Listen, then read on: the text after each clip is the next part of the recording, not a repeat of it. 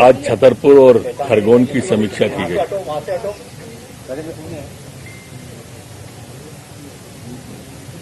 खरगोन की समीक्षा के वक्त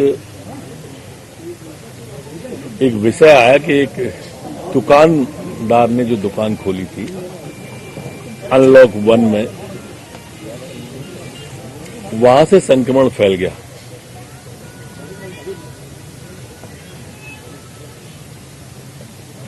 तो आज ऐसा तय किया है, बाकी मुख्यमंत्री जी ने निर्देश दिए हैं, जो भी दुकानदार हैं, अनलॉक 1 में दुकानें प्रारंभ हुई हैं, बाजार छोटा हो या बड़ा हो, स्थान छोटा हो या बड़ा हो, अगर उसने नियमों का पालन नहीं किया, जो नियम बताए गए हैं अनलॉक 1 के, जैसे उसको मास्क लगाना अनिवार्य है, उसका जो सर्वेंट है, उनके यहां काम करने वाले व्यक्ति हैं, उनको मास्क लगाना अनिवार्य है, दूरी पर्याप्त बनाए, ऐसे जितने भी नियम आए हैं, अगर इसका पालन नहीं किया तो मध्य प्रदेश के उस दुकानदार की वो दुकान 7 दिन के लिए सील कर दी जाएगी।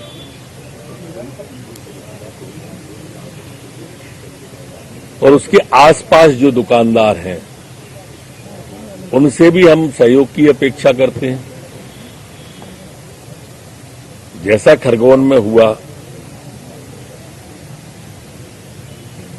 वो जो असगर अली थे, उनको मना करने के बाद भी ये एक साथ संक्रमण उनकी दुकान के कारण से फैला। इनकी दुकान 7 दिन के लिए सील कर दी और प्रदेश के लिए भी एक सूचना जारी की है। सूचना में क्या क्या दुकानदारों को पालन करना है, स्वास्थ्य विभाग ये भी जारी कर रहा है।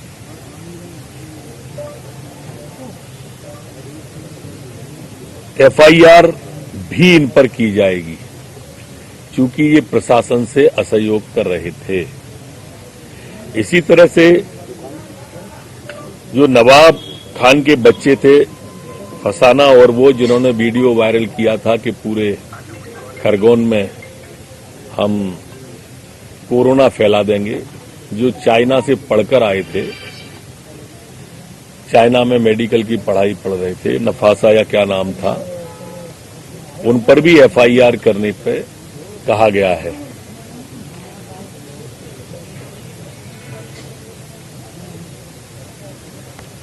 सभी दुकानदार भाइयों से ये प्रार्थना भी है, माननीय मुख्यमंत्री जी के द्वारा, हमारे द्वारा, कि वो जो लॉकडाउन अनलॉकडाउन 1 है, इसका पालन सख्ती के साथ में कराएं, अन्यथा कार्रवाई की जाएगी। सभी कलेक्टरों को ये निर्देश भी दिए गए हैं कि वो दुकानदार एसोसिएशन की बैठक करें और उस एसोसिएशन की बैठक में उन्हीं के द्वारा, उन्हीं के प्रतिनिधि को ये जिम्मेदारी भी दें कि हर दूसरे तीसरे दिन वो अपने बाजार को सैनिटाइज कराएं। राज्य सरकार भी कोरोना वॉलंटियर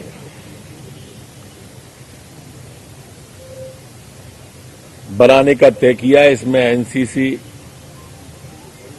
एनएसएस, जन अभियान परिषद, सामाजिक संगठनों के लोग ये शामिल करके एक जागरण अभियान चलाया जाएगा कि क्या क्या सावधानियां वर्तमान में अनलॉकडाउन 1 में बाजार खोलने के बाद में हम सबको करनी चाहिए। कुर्सियां लो ना तुम लोग, प्रवक्ता लोग आ जाएं, कुर्सियां ले लें। खासकर सब्जी वाले, फल वाले, उनसे विशेष प्रार्थना कर रहे हैं कि मास्क का विशेष ध्यान रखें।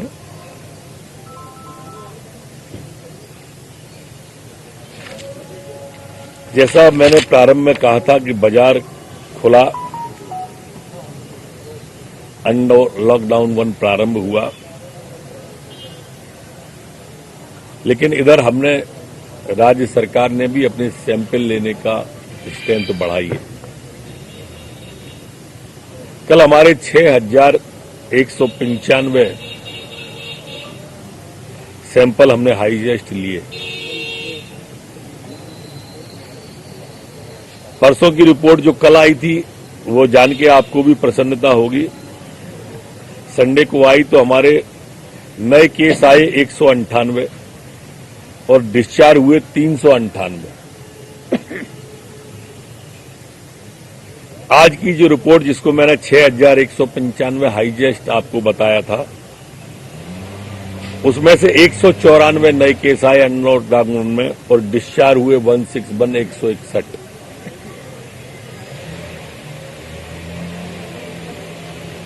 अब हमारे डिस्चार्ज केस हो गए हैं 5,003 और एक्टिव केस रह गए हैं हमारे कुल 2,922 जी। और मध्य प्रदेश की रिकवरी रेट हो गई है 60.5। आपको ध्यान होगा मैं 38 से शुरू हुआ था, 42 पे आया, 45 पे आया, 50, 52, 54, 56 और आज 60 पर हम आए। जो अभी सैंपल की संख्या मैंने बताई उसमें से भोपाल में लिए गए 2,381, उसमें आए पॉजिटिव 44।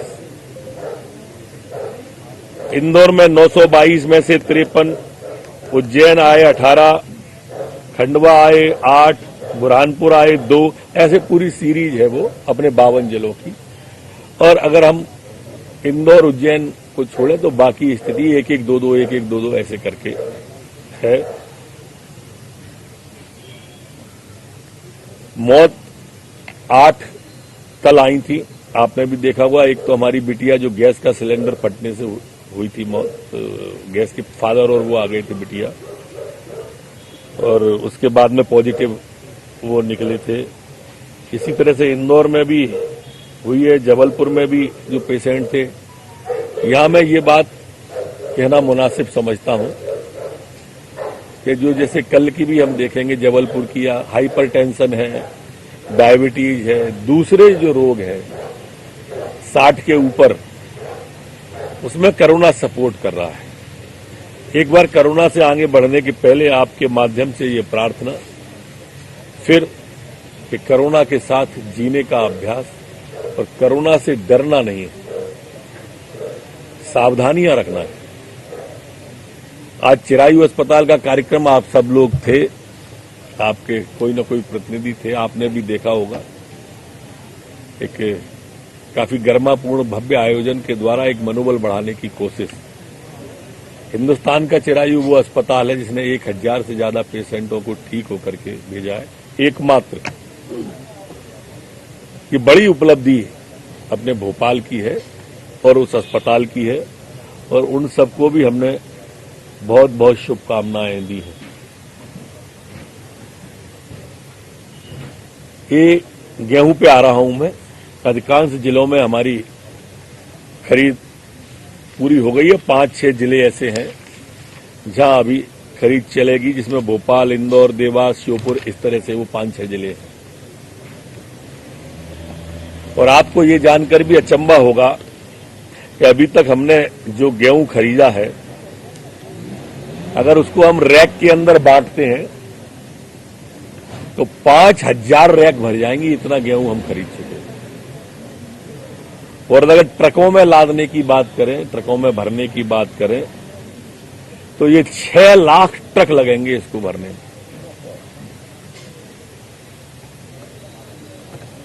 अभी तक 1,24,00,000 मैट्रिक टन का उपार्जन 15,54,000 किसानों से मध्य प्रदेश की सरकार कर चुकी है। इसमें से 1,10,40,000 मैट्रिक टन गेहूं गोदामों में पहुंच गया है, जो 96% है।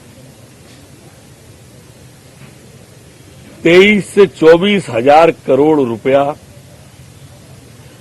किसानों के खाते की ओर रवाना कर दिया गया है। अब मैं यहां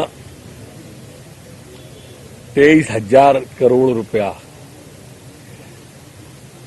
वो लोग, मैं आपके माध्यम से उन तक ये बात पहुंचाना चाहता हूं, जो खजाना खाली है, खजाना खाली है। इस आपदा और विपदा की घड़ी में किसानों से इकोनॉमी चेंज कराने के लिए एक साथ 23,000 करोड़ रुपया 1-1.5 महीने के अंदर किसानों के खाते में पहुंचाना, ये मध्य प्रदेश सरकार की बड़ी उपलब्धि है और किसानों का मुख्यमंत्री जी के प्रति विश्वास दर्शाता है। अगर हम इसको थोड़ा सा और देखें तो पंच परमेश्वर योजना है, वो प्रारंभ की है और 1,530 करोड़ रुपया पंचायतों के लिए इसके द्वारा भेजा गया है। अगर हम इसको और ले जाएं तो हमने शहरों के लिए भी स्मार्ट सिटी योजना और दूसरी योजना में भी 830 करोड़ रुपया भेज दिया। अकेले मनरेगा में 50 करोड़ रुपया रोज मजदूर जो हमारे बाहर से आए हैं उन मजदूरों के खाते में डालते हैं। श्रम सिद्धि योजना में 1600 करोड़ रुपया अकेले श्रम सिद्धि योजना में हमारे मजदूरों पर पहुंच गया है। 23,74,506 मजदूर अभी काम पर मध्य प्रदेश के अंदर लगे हुए हैं। पंचों को भी अब अधिकार दे दिया है कि अगर कोई भी फॉर्म 6 भर के देता है तो उसे काम पंच भी पंचायत को कह के दिलवा सकते हैं। जनधन योजना, बीसीबी योजना, इनमें भी 60-60 करोड़ रुपया अलग दिया है। आरआरडी के जो पंचायतों के काम हैं, ये भी 1,476 करोड़ पंचायतों के अलग खोले हैं, मनरेगा के अलग खोले हैं। जॉब कार्ड भी 5,13,000 अलग इशू कर दिए हैं। 2,670 वर्क अभी वर्तमान में रनिंग कंडीशन में चल रहे हैं। माननीय सांसद और विधायकों से भी मुख्यमंत्री जी ने अपील की है कि जो काम चल रहे हैं वो भी इन कामों की निगरानी करें, मजदूरों की चिंता करें, जिससे काम गुणवत्तापूर्ण हो और मजदूर को भी काम मिलता रहे। जहां तक बाहर से मजदूर आने का सिलसिला है, अब चूंकि कोई ट्रेन की नई की डिमांड भी नहीं बची है और इसलिए अब कोई भी रेल मजदूरों को लेने के लिए स्पेशल ट्रेन, मजदूर ट्रेन अब नहीं जाएगी। चूंकि आज से ट्रेन प्रारंभ हो गई है, रेल सेवा प्रारंभ हो गई है। अगर उससे रिलेटेड कोई बात होगी तो जो संबंधित नंबर जारी किया गया है वो उस पर संपर्क कर सकते हैं। बॉर्डर पे भी अब ज्यादा मजदूर नहीं आ रहे हैं, लगभग 1,000-2,000 चक्रानुक्रम में रह जाते हैं, जिनकी भी चिंता मध्य प्रदेश की सरकार लगातार कर रही है। आप लोग क्या कुछ पूछना चाहेंगे? एक बात और कहना चाहता था, कोरोना ई परामर्श सेवा जो प्रारंभ है, आप सबसे प्रार्थना है लोगों तक ये भी बात पहुंचाएं कि कोरोना की ई परामर्श सेवा जो है लगातार इससे संपर्क करके घर बैठे भी वो लाभ ले सकते हैं। फ्लू क्लिनिक जो हमारी है, उन क्लिनिकों का भी ज्यादा से ज्यादा लोग आए और लाभ लें। एक बड़ा निर्णय, जैसा आप सबको मालूम है, आज छपा भी है अखबारों में कि मध्य प्रदेश सरकार ने वो जो बिल थे वो आधे किए।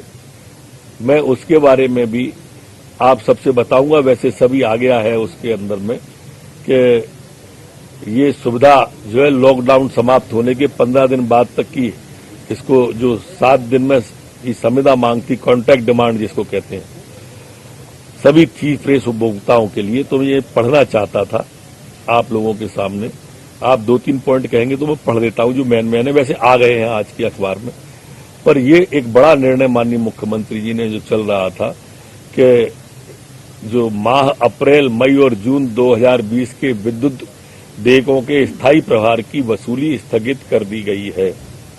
यह राशि माह जुलाई से दिसंबर 2020 की अवधि में 6 समान किस्तों में ब्याज सहित देनी होगी। जो वसूली स्थगित की गई है उसकी सभी 3 पेज उपभोक्ताओं के लिए लॉकडाउन की अवधि में आवेदन देने के 7 दिन के बाद से संविदा मांग में कमी की सुविधा होगी। संविदा मांग में कमी से उपभोक्ताओं को नियत प्रभार से न्यूनतम प्रभार में कमी होगी। यह सुविधा लॉकडाउन समाप्त होने के 15 दिन के बाद अवधि तक लागू रहेगी। जिन उपभोक्ताओं की रीडिंग नहीं ली जा रही है उन्हें लॉकडाउन अवधि में शून्य खपत मानते हुए ट्रैफिक आदेशानुसार न्यूनतम प्रभार ही लिया जाएगा। उपभोक्ताओं को अप्रैल व मई माह के बिलों का भुगतान नियत तिथि तय करने पर उन्हें 1% अतिरिक्त प्रोत्साहन राशि की सुविधा भी दी जाएगी। यह राशि निम्न दाब उपभोक्ताओं के लिए अधिकतम 10,000 रूपये तथा उच्च दाब उपभोक्ताओं के लिए अधिकतम 1 लाख रूपये होगी। ये तो औद्योगिक है। बाकी तो घरेलू उपभोक्ताओं के लिए घरों में लॉकडाउन के कारण मीटर रीडिंग नहीं भेजते हुए विगत वर्ष के समान माह की खपत पर बिलिंग की जा रही है। उपभोक्ताओं को ऐप के माध्यम से स्वयं की रीडिंग भेजने की सुविधा दी गई है। जिन उपभोक्ताओं के यहां विगत वर्ष के समान माह से कम खपत हुई हो वे इस सुविधा का लाभ उठाते हुए वास्तविक खपत के आधार पर बिल प्राप्त कर सकते हैं। उपभोक्ताओं को अप्रैल मई माह के बिलों का भुगतान नियत तिथि तक करने पर उन्हें 1% अतिरिक्त प्रोत्साहन राशि दी जाएगी जो 10,000 रूपये तक होगी। ऐसे घरेलू उपभोक्ता जिनके बिल अप्रैल माह में 400 रूपये से कम आए थे और मई व जून माह में उससे ज्यादा आए हैं उन्हें मई व जून माह के बिल की आधी राशि का भुगतान करना होगा। शेष भुगतान के लिए बिलों की जांच के बाद निर्णय करेंगे। आधा लिया जाएगा। अब आपका कोई सवाल हो। राज्यसभा इलेक्शन पुरानी सरकार में आज राज्यसभा इलेक्शन डिक्लेयर हुए हैं और आपकी तरफ से 2 उम्मीदवार हैं, जीते हैं, तो आप 2 कितने उम्मीदवार जीतने की तैयारी है सर? हमारे उम्मीदवारी 2 है तो 2 की तैयारी 100% की तैयारी है। कांग्रेस जो है मनरेगा योजना जो महीने का रोना रोती रही, खजाना कहीं और डाइवर्ट होगा। वो आपकी सरकार आने के बाद सैकड़ों हजारों करोड़ जो है आप लोगों ने बांट दिए, तो ये करिश्मा कैसे हुई ये बता दें और ये पैसा आया कहाँ? देखिए, जब धर्मात्मा राज करते हैं तो परमात्मा मदद करते हैं।